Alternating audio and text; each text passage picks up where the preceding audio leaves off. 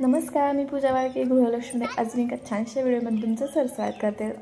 हा जो mini vlog आहे तो ट्रिपचा शेवटचा मिनी व्लॉग आहे. आणि हे जे काय मंदिर मी दाखवते तर ते राधाकृष्णाचे छानसं मंदिर आहे. आतमध्ये काय व्हिडिओ अलाउड नव्हता, पण बाहेर व्ह्यू किती सुंदर आहे बघा. नंतर आम्ही गेलो की समुद्राकिनारी अशी छान 2 पिंडी होत्या, तर त्याचं दर्शन घ्यायला. नंतर संध्याकाळी आम्ही सोमनाथचं दर्शन घ्यायला गेलो, पण आतमध्ये काही मोबाईल अलाउड नव्हता, त्यामुळे बाहेरूनच थोडासा व्हिडिओ काढला. आणि मग नंतर आम्ही शेवटच्या दिवशी गेलो होतो, ते म्हणजे एक क्रूज होती जी काही भारत पाकिस्तान युद्धामध्ये वापरली गेली होती आणि खूप मोठी क्रूज होती, तर ती बघायला.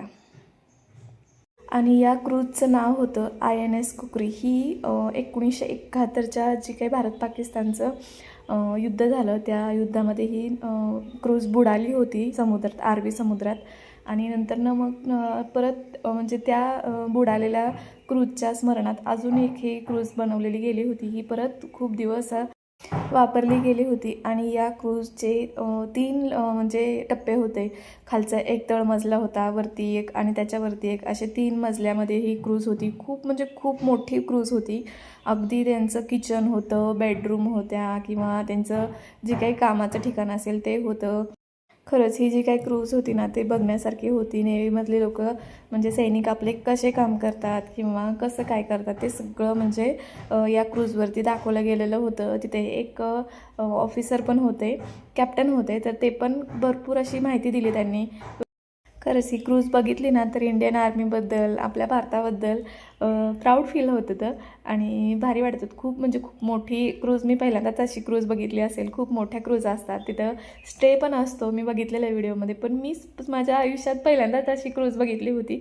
आणि ती पण आपल्या म्हणजे नेव्ही जे काही सैनिक असतात तर त्यांच्या स्मरणातली ही क्रूज होती. तर त्यामुळे मला खरंच खूप भारी वाटत होतं.